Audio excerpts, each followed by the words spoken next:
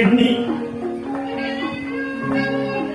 kaya pun kakang nganti ora bisa ngucap bareng ngerti lakon kok kaya mangkono po dewa kok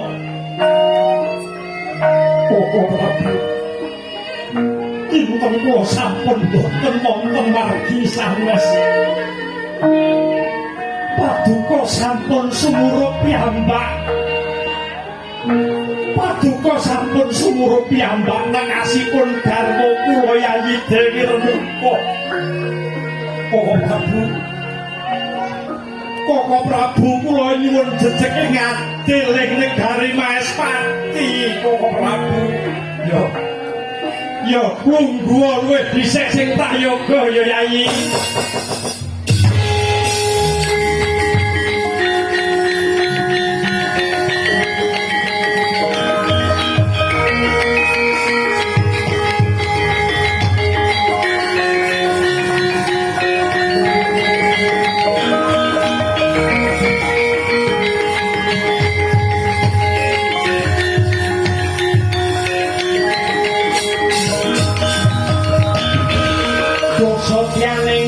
Gusti Walasa kasih margi para asmara arang-urang uga nangarang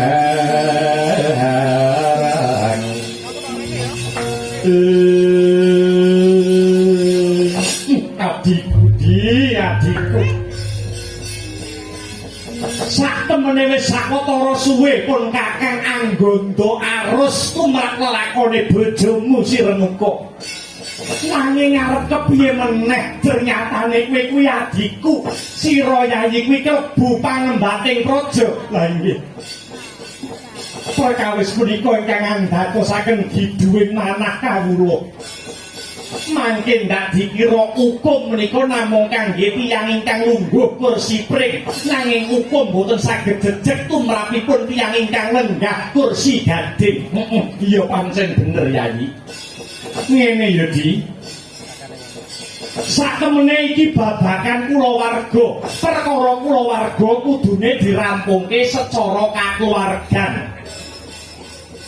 mergo ana pirang-pirang penyebab ingkang jalari winih mula bukane laku sedeng iki kejaba lupute bojomu si Renuka nanging sira Yayi mbok menawa uga kesandangan salah yen salahe wong wadon penyebab-penyebabe wong wedok iso selingkuh kuwi manut panaliten siji rasa ora marem bisa uga sungsate babagan umur kakean antarane sing kakung lan putri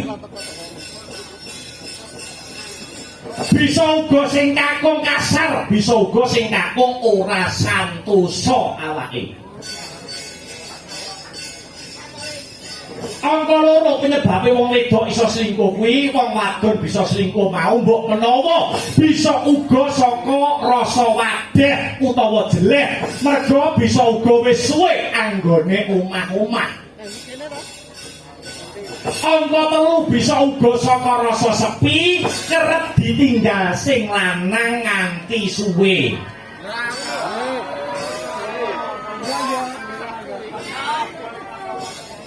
angka papat penyebabe wong wedok iso selingkuh bisa uga amarga kepengin sugih akeh wong wadon sing padha kepengin urip mulya padha kepengin urip sugih angka 5 mbok menawa bisa uga mergo wanita mau kepengin males marang kakunge mergo kakunge sing wis tau nglarani atine nggonku yo enek wong ngono kuwi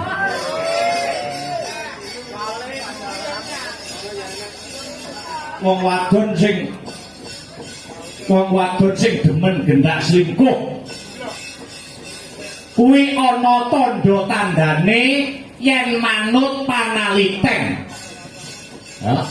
wong wadon kang demen gendak selingkuh kuwi ana tandha-tandhane yen manut panaliten siji wong wadon kuwi yen selingkuh tandha-tandhane siji wong wadon mau ora jenjem ora kerasan ana dalem lan ora betah manggon ana sisihe bojo. Kuwi angka 1. Angka 2 kulino nyebutke jenenge priya selingkuhane sedina kliwat ping 10.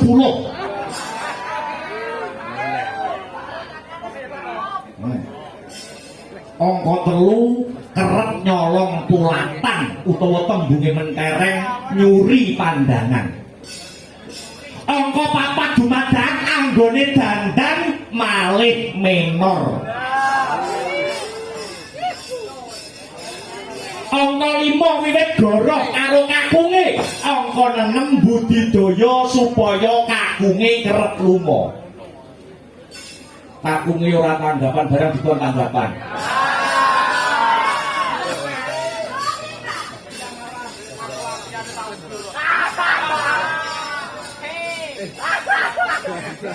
Tanggapan barang moh diterne sing lanang.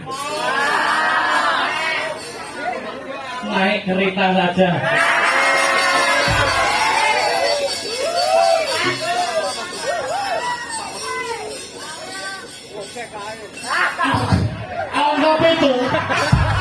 Angka 7 wong wedok ana tandane seneng selingkuh sing pungkasan kerep ngalamun ora ana apa-apa jer guyang-guyu ora ketok sing diguyu apa.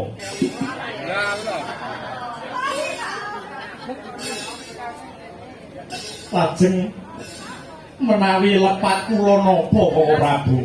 Luputku sakwise kowe duwe anak loro Siswandakni lan Jamodagni, kowe mung tansah kepencut olah kebatinan awan bengi sing nggo tindake mung babagan pangibadah.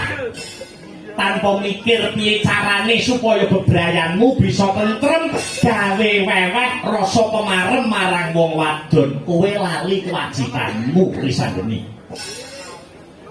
Mula ora aneh lelakon nganti bisa kaya mengkene. Nek lugune wong wadon sing wis wani tumindak kaya mengkono mau, kudu ditibani hukum mati. Nanging kepiye anggonku bakal tumindak jer kuwi bojone adikku dhewe. Apa Prabu? Awrat anggen kula badhe menggalih awit ingkang kajibah dados algojo negari Maestati. Boten sanes muhung anak kula pun Jamodagni Koko Prabu. Ya pancene anakmu Jamodagni wis diparingi kapercayan supaya dadi algojo negara Maestati kang kewajibane nindake hukum kisas marang sapa wae kang nandhang luput lan kapatrapan hukum mati. Mula ngadepi lelakon iki becike tatanen rasamu luwih dhisik. Merga kabeh keputusan mono ndalik ana dirimu pribadi. Yen to yayi gelem nampa bojomu sing wis kelakon dioteh-oteh wong mau. Tegese kowe liwat dalan kabrahmanan. Ewadene kowe milih lewat dalan midana kelawan bojomu mangsa bodho. Mangsa bodho ternyatane kabeh mau sing bakal aja nganti gawe ribeting negara. Waduh Koko Prabu ngaturaken panuwun mangsa bodho. Tak pasrahke sak putrue marang kawicaksanane Yayi Begawan Risanggeni.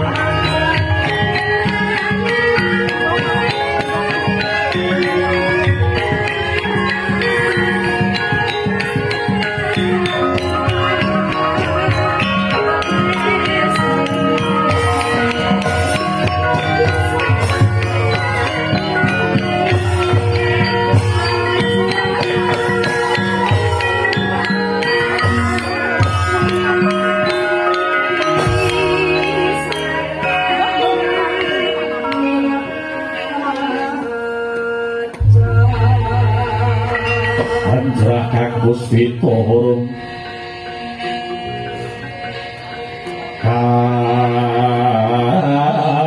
kasiliring samirana mrek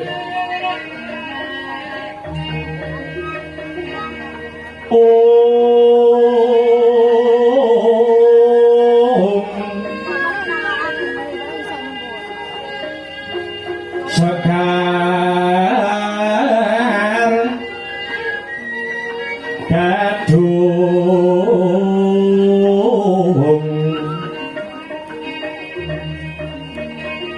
ko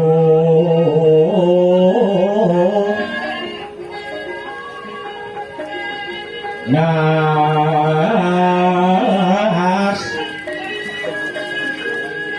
gandhanyo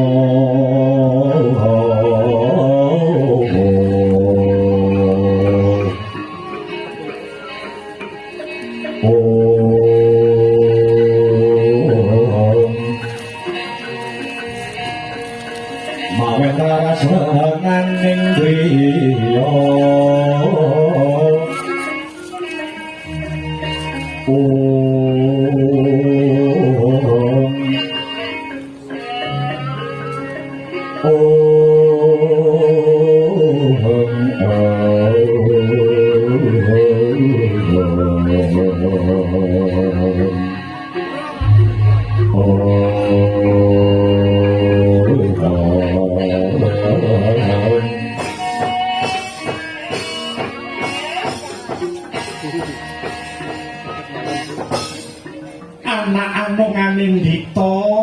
bisa mikul dhuwur mendem jero asmane wong tuwa. Lamun ora sisit iki kaya tekane anakku bocah sigit, bocah Jentara Jamadagni. Bapa risang geni yo. Sembah bektine anak lanang ditampani. Ya Nger. Wis ndak tampa agawe mongkok rasane bapakmu ora liwat pangestune wong tuwa ditampani Nger Jamadagni. Yo pangestu mundak gegem manjinga kasantosan. Mumpung ana panci sing mirunggan pun bapa bakal takon marang jeneng sira Jamadagni. Takon babagan apa bapa? Jeneng sira Jamadagni dilairake ana bumi Maespati iki dinejer dadi algojo. Lah ya ngono to? Iya. Pancene bener. Upamane ana sing luput ya kudu dipidana apa mestine jumbuh lawan aturane negara Maespati. Nibake paukuman ngono kuwi apa ya nyawang kula warga utawa wong liya? Ora nyawang kula warga, ora nyawang wong liya. Yen to nyatane kuwi nandhang dosa, kudu dipidana apa mestine. Tah, saiki pitakonipun bapa.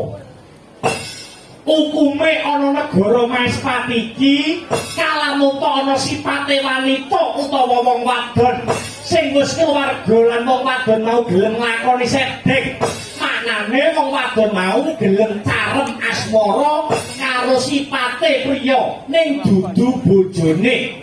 Kaya ngono kuwi kira-kira pidanane apa Jamadagni? Wong wadon sing wis wani laku sedhek kaya sing diandharke Bapa Risanggeni manut aturan Maespati, aku sing minangka dadi albojone. Wong wadon mau patut lan sakperbe lamun tok dihukum mati. Bagus Jamadagni, bagus.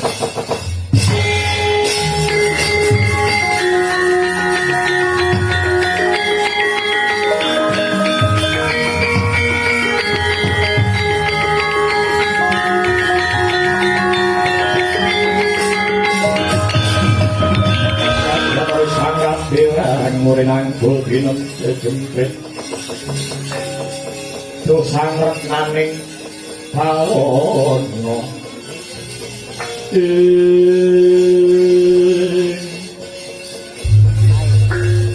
didik saka pangandikane Bapa Begawan Risanggeni. Sajake kok ana pawongan sing nandhang dedusan. Pancen bener. Ana sing nandhang dedusan trajang angger-anggering negara uga trajang marang tatananing agama. Apa wis ana bukti nyatane? Ana bukti nyatane. Wong nyatane pun bapa wis ngerti dhewe nganggo paningale pun bapa pribadi. Maragake kowe kandha. Biyen pancet kowe wis ngerti dhewe jenenge sapa, omahe ngendi. Ora nyawang kuwi wong liya apa keluarga. Yen pancen nandhang dedusan Jama Dagni sing bakal nguntapke nyawane dina iki. Tenan kowe saguh Jama Dagni? Aku saguh. Satriya kuwi lati lan pakarti kudu nyawiji. Tegese satriya mono ora kena balenjani. Ucape satriya tanpa beda kaya sabdane Nalendra. Tan kena wola-wali bendha Wingresna kang gemetes ana drancang seta tan kena den ilangi. Yo bagus. Dina sakmengko kawruhan ana sing wis wani laku sedeng bandrek jina sing kudu ndok pateni dina iki ora ana liya ibumu dhewe Remuka. Oh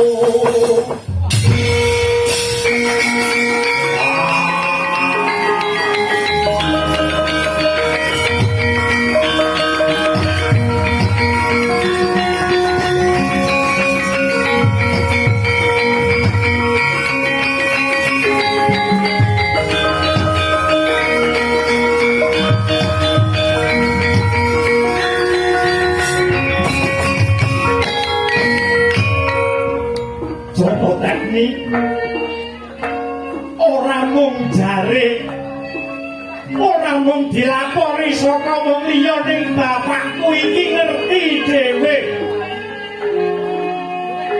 ibumu wis mlorot kembene ibumu wis ngregeti papan suci ana ing dadi srana kene mula gandeng wis dadi wajiban lan pakaryane Jama Dagni. Hukum kudu dijejegake. Bopo kawan, bopo pancen bener ibu tumindak sing kaya mangkono. Allah-Allah, aku iki pendhita. Pun bapa iki brahmana yen to aku nganti goro bakal tetel jiwa kabrahmananku. Banjur piye kun warep matrapne Pitonopati? Tak pateni mbokku dhewe. Satriya kudu bisa mbedake ing antarane katresnan lan kewajiban. Disingkirne luwih dhisik katresnane, jejegno lan tindakno kewajiban sing disampirke ana pundakmu kiwa lan tengen. Bapakmu iki wis rojak-rajek atine Jama Dagni. Nyawang ibumu sing saben dina nglempotne wong lanang liya.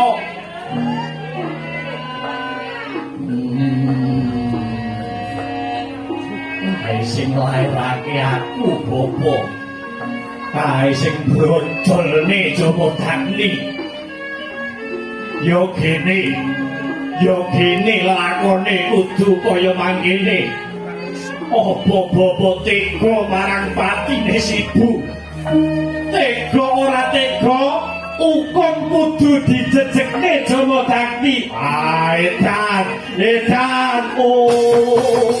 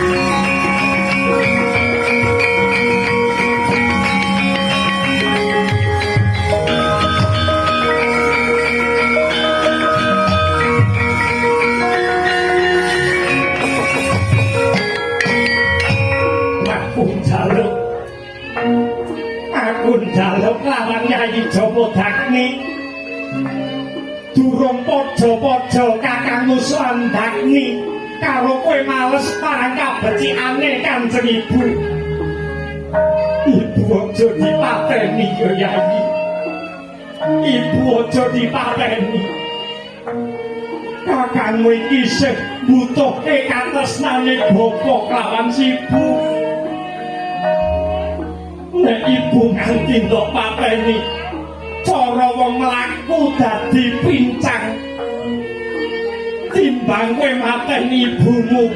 Kakangmu iki wae patenono aku Jama Dagni. Pecah-pecah dasku Kakang Slandagni. Aku dhewe padha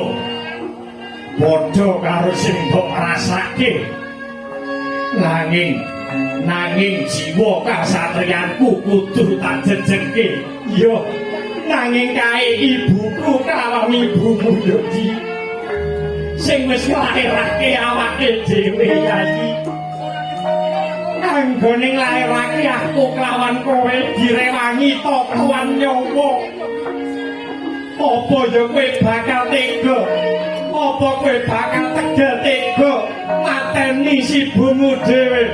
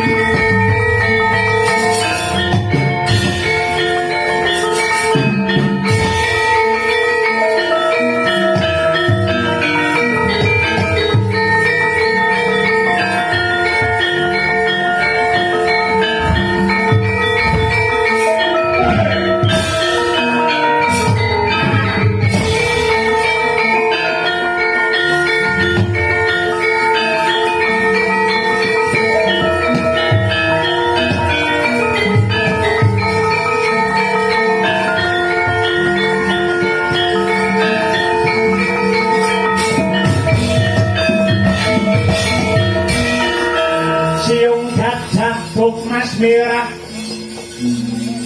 Indrajit panggunungipun Rek memes ngembang bakung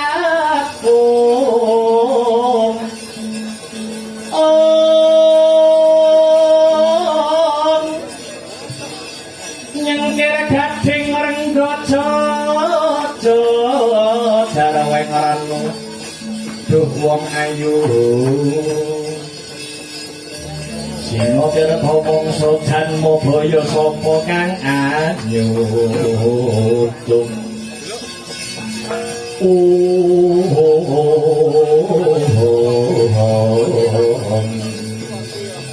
Aku Adipati Citrarata saka Kadipaten Kandang Maruta. Kadipaten Kandang Maruta iki sing kebalah perintah lawan negara Maestati. Kowe ratu tetelukan sing ana ngarep kowe Prabu Lingga Garja. Kawula non wonten tinimbalan ingkang adhawuh Sang Adipati Citrarata. Kowe sing ana mburi wujudmu kaya barongan. Kowe Detyakala Goroswardi. Kawula wonten timbalan ingkang adhawuh Sang Diwati. Amiji kula pun Detyakala Goroswardi. Goroswardi ana Kadipaten Kandang Maruta kene tugasmu dadi kusir. Tugasmu dadi sopir. Nek pas aku selingkuh karo si Renuka, kowe kudu siap nyopiri aku. Nggih. Astaken jawab. Kowe trimo nyawang kudu trimo. Nggih.